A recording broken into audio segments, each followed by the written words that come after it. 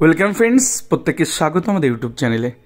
যে সমস্ত ভিউয়ার্সরা প্রথমবার চ্যানেলটি দেখছেন তারা অবশ্যই চ্যানেলটিকে সাবস্ক্রাইব করে দেবেন এবং চ্যানেলের পাশে থাকা বেল আইকনটি প্রেস করবেন যাতে এই ধরনের খবরাখবর সবচেয়ে আগে সবচেয়ে দ্রুত আপনাদের কাছে পৌঁছে যায়।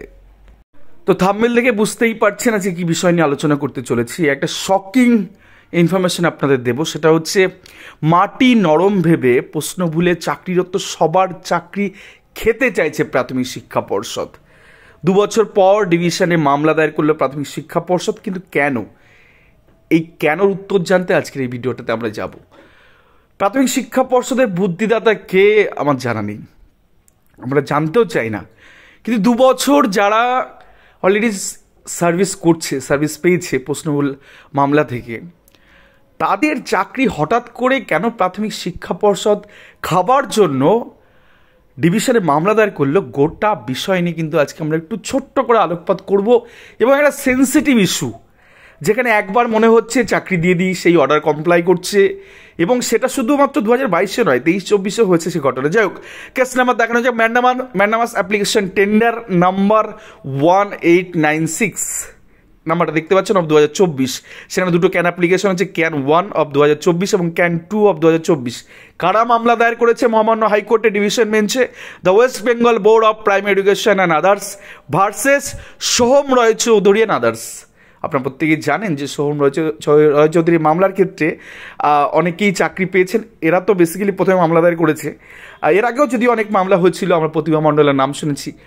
তো বিশেষ করে এই সোহম রয় চৌধুরীর পরে 2022 সালে একটা দিগন্ত খুলে যায়, একটা দিক খুলে যায়, যে সমস্ত অ্যাসপিরেন্টরা যারা 2014 টেটে পার্টিসিপেশন করেছিলেন, কিন্তু প্রাথমিক শিক্ষা পর্ষদের যে ইন্টেনশনালি যে 6 নম্বর সিবিআই রিপোর্ট দিয়ে বলেছিল যে 6 নম্বর ইচ্ছাকৃত ভুল রাখা হয়েছিল, 6টা প্রশ্ন ভুল রাখা হয়েছিল, এবং সেই অর্থে কোর্টকে একদিকে পরিচালিত করে এবং তারপরে জাস্টিস গাঙ্গুলি সেটাকে শক্ত হাতে নেন এবং এই মামলার দৌলতে প্রচুর ছেলেমেয়ে চাকরি পায়। এবার এর সিনপসিস কি? যদি আমরা একটু সিনপসিসের দিকে তাকানোর লক্ষ্য করি, তো একই গল্প এখানে লেখা আছে যে 2022-এ 13 সেপ্টেম্বর 2022-এ একটা জাজমেন্ট জাস্টিস গাঙ্গুলি দেন, 5 সেপ্টেম্বর এবং 13 সেপ্টেম্বর। সেক্ষেত্রে অনারেবল জাস্টিস অভিজিৎ গাঙ্গুলি এসের অর্ডার পাস করে এবং যার WP নাম্বার অর্থাৎ সিঙ্গেল বেঞ্চে রিট অ্যাপ্লিকেশন নাম্বার হচ্ছে 5505 of 2022, Soham Roy Chowdhury and others versus the state of West Bengal and others. তো এই পিটিশনকে সামনে রেখে সেম ফুটিংয়ে আরও অনেকে অর্ডার পান, এবং সেই সময় প্রাথমিক শিক্ষা পর্ষদ যেহেতু তারা টেট প্রথমে ফেল করেন, পরে পাস করেন 6 নম্বরের জন্য, দেন পরবর্তী ক্ষেত্রে প্রাথমিক শিক্ষা পর্ষদ নোটিফিকেশন জারি করে এবং এই অর্ডার কমপ্লাই করে, জাস্টিস গাঙ্গুলি অর্ডার, এবং সেক্ষেত্রে তাদেরকে ইন্টারভিউর জন্য ডাকা হয় এবং প্রাথমিক শিক্ষা পর্ষদ সহ একটি স্কুলে সম্ভবত সেখানে তাদেরকে ইন্টারভিউ করানো হয় এবং তারপরে একটা প্যানেল প্রকাশিত হয়। এবং বিস্ময়কর ব্যাপার, 2022-এর এই অর্ডার যখন কমপ্লাই করছে, এরা কিন্তু সরাসরি 2016 সালের যে নিয়োগ প্রক্রিয়া অর্থাৎ 42-এ যে 949 প্যানেলে তারা কিন্তু ইনক্লুড হয়। তো একটা অ্যাডিশনাল প্যানেল আকারে প্রাথমিক শিক্ষা পর্ষদ এটাকে করে, এবং তারা আজ যদি আমরা ধরে নিই 2022 সাল আজকে 24-এ দাঁড়িয়ে আছে, প্রায় 2 বছর তাদের চাকরি কিন্তু হয়ে গেছে, এবং সেক্ষেত্রে কোথাও গিয়ে তারা কিন্তু কনফার্মেশন পেয়ে গেছেন। তো যে মামলার আমরা সেই দেখাবো কোন কোন মামলার রেসপেক্টে প্রাথমিক শিক্ষা পর্ষদ মেমো নাম্বার ইস্যু করেছিল, সেই ডেটটাও আপনাদের দেখাবো। Memo number 1415 BP 2022। তো সেক্ষেত্রে ডেটেড হচ্ছে 12/9 অর্থাৎ 12 সেপ্টেম্বর 2022 এটা প্রকাশিত হয়। নোটিশ দেখতে পাচ্ছেন, in compliance with the solemn order of honourable justice Abhijit Ganguly sir passed by 5/9/2022। তো সেই মেমো নাম্বার দেখতে পাচ্ছেন, এবং সেক্ষেত্রে case number 5505 of 2022, Soham Roy Chowdhury and others. অনেকগুলো কেস নাম্বার এখানে পরপর দেওয়া আছে, এগুলো সবগুলোকেই অফলাইন অ্যাপ্লিকেশন করার মাধ্যমে কিন্তু এদের 6 নাম্বার তাদেরকে দেওয়া হয়, এবং সেক্ষেত্রে 2016 রিক্রুটমেন্ট প্রসেস এদেরকে পার্টিসিপেশন করানো হয় এবং নতুন করে ইন্টারভিউ প্রসেস এই মর্মে হয়, এবং সেক্ষেত্রে স্ক্রুটিনি ভেরিফিকেশন এবং ইন্টারভিউ অ্যাপটিউড টেস্ট দেওয়ার পরে তারা কিন্তু সরাসরি বেশ কয়েকশো প্রার্থী কিন্তু নিয়োগ পান এই প্রশ্নভুল থেকে। এবং শুধুমাত্র এখানেই থেমে নয়, 2022 সালে 2020 সালে 738-এ কিন্তু প্রশ্নভুলে অনেকেই চাকরি পান। এখন বিষয়টা হচ্ছে কেন এই বিষয়টা হচ্ছে, মানে প্রাথমিক শিক্ষা পর্ষদ আজকে 2 বছর পরে কি কেন মাথাচাড়া দিয়ে উঠেছে যে না, এদের চাকরিগুলোকে আর রাখা যাবে না, তারাই চাকরি দিয়েছে, তারাই এবার কোর্টের দ্বারস্থ এদের চাকরিগুলো খেতে চাইছে। কিন্তু কেন?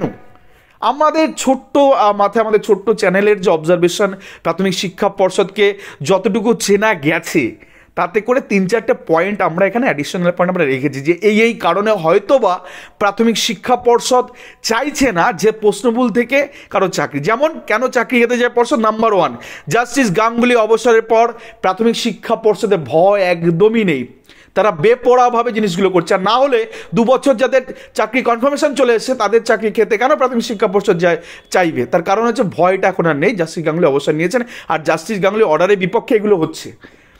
দেন পরেরটা চলে আসি, প্রশ্নমূলের চাকরিগুলো থাকলে 42,900 প্যানেল অমরত্ব লাভ করবে। তার কারণ হচ্ছে আপনি ভাবুন না, 2016 সালে রিক্রুটমেন্ট প্রসেস, 17 সালে প্যানেল, 18 সালে এক্সপায়ার হয়ে যাওয়ার কথা, সেখানে 2020, 21, 22, 23, 24 গিয়েও হয়েছে 2016 সালে নিয়োগ প্রক্রিয়ায় এই প্রশ্নমূল থেকে চাকরি। 2024 যেটা হচ্ছে সেটা উর্দু মিডিয়ামে হয়েছে, কিন্তু 42,949 প্যানেলে। ভাবুন একবার, জাস্টিস আশর মান্তার অর্ডারে। তো এই প্যানেলে, কারণ এরপরে ম্যাট 1594 আছে, তারা যারা পাস করবে পরবর্তী ক্ষেত্রে, কারণ ডিভিশন বেঞ্চের অর্ডার আছে যে প্রশ্নগুলো যারা পেয়েছে তাদের সকলকে 6 নম্বর দিতে হবে। 2014 টেটে যারা পার্টিসিপেশন করেছিল, যারা পাস করেছে তাদেরও, যারা ফেল করেছে তাদেরও। তো প্রচুর সংখ্যক প্রার্থী আসবে এবং তারা চাইবে যে কারেন্ট রিক্রুটমেন্ট বা 16 রিক্রুটমেন্ট বা 20 রিক্রুটমেন্ট বা 22 রিক্রুটমেন্টে তাদেরকে যাতে নেওয়া হয়, কারণ 3-3 বার তারা অলরেডি ডিপ্রাইভ, কারণ প্রশ্নভুল 6টা তারাই করেছিল প্রাথমিক শিক্ষা পর্ষদ।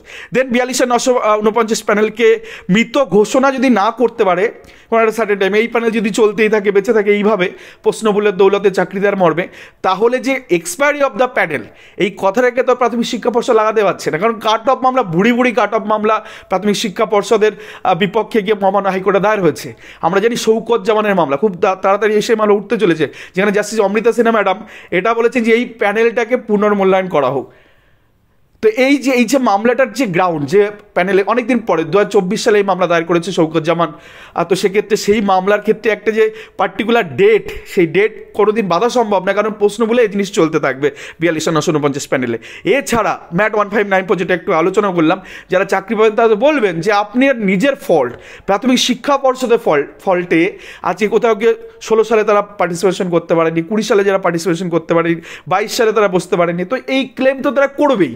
এবং সোহম রায়চৌধুরী এই অর্ডারটাকে যদি ভ্যানিশ না করা যায়, তারা এই অর্ডারের সেম ফুটিংয়ে তারা 2016 প্যানেলেই চাকরি চাইবেন, যে 16 সালে যে নিয়োগ প্রক্রিয়া সেখানেই বলবেন যে তাদেরকে সোহম রায়চৌধুরীকে যদি নেওয়া হয় তাহলে আমাদের কেন নয়, কারণ সোহম রায়চৌধুরী 22 গিয়ে অর্ডার পেয়েছে, 2022 সালে গিয়ে অর্ডার পেয়েছে এবং তার চাকরিতে যোগদান করেছে, তাহলে এদের ক্ষেত্রে কেন নয়? বুঝতে পারছেন ব্যাপারগুলো কোথায়? তো 4-4টে বড় বড় ইস্যু। আর একটা অ্যাডিশনাল পয়েন্ট বলবো যে প্রাথমিক শিক্ষা পর্ষদে বিমূর্তি হয়েছে, যেটা এখানে লেখা নেই, যে তাদের প্রথম কথা মামলা টিকবে কিনা সেটা একটা বড় ব্যাপার। মামলা গ্রহণ হচ্ছে এবং সেই মামলা কিন্তু যে কোনো দিন লিস্টে আসবে এবং তার হিয়ারিংও হবে। তো এতদিন পরে বিমূর্তি হচ্ছে, তার জন্য এই জিনিসগুলো করছে। এখন ডিভিশন বেঞ্চে আশা করা যায় এই যে এতদিন পরে অ্যাপিল, প্রথমত এতদিন পরে অ্যাপিল হয় কি করে, আর ডিলে থাকে। প্রাথমিক শিক্ষা পর্ষদের আগে আমরা দেখেছি যে পিটিশনে যারা মামলা করছিলেন তখন তাদের ক্ষেত্রে বারবার এতদিন কি করছিল, এতদিন আসেনি কেন? তো বিষয়টা হচ্ছে এই অর্ডার তো কবে হয়েছে, 2 বছর কি করছিল, নাকে সর্ষের তেল দিয়ে ঘুমোচ্ছিল প্রাথমিক শিক্ষা পর্ষদ, তখন কেন আসেনি? কারণ জাস্টিস গাঙ্গুলি ওই চেয়ারে বসেছিল, ভয়টা ছিল। এখন তিনি অবসর নিয়েছেন, ভয়টা কেটে গেছে। তো সে ভয়ের থেকে আমার মনে হয় এই জিনিসগুলো করা, যে এখন মাটি মোটামুটি নরম পেয়েছে, তো চলো ট্রাই করে দেখা যাক। যদি এটাকে আটকানো সম্ভব হয় তাহলে 42,949 প্যানেল অনেক আগেই এক্সপায়ারি দেখানো যাবে। সেই প্যানেল নতুন করে অন্তর্ভুক্তিকরণ যে হয়ে যাচ্ছে অ্যাডিশনাল প্যানেল দিয়ে, সেটা কোথাও গিয়ে বন্ধ হয়ে যাবে এবং পরবর্তী ক্ষেত্রে প্রশ্নগুলো যারা আসবেন তারা তো ক্লেম করবেনই যে 3 রিক্রুটমেন্টে তারা ডিপ্রাইভ হচ্ছে। তো এই জন্যই হয়তো এই মামলা দায়। ধন্যবাদ।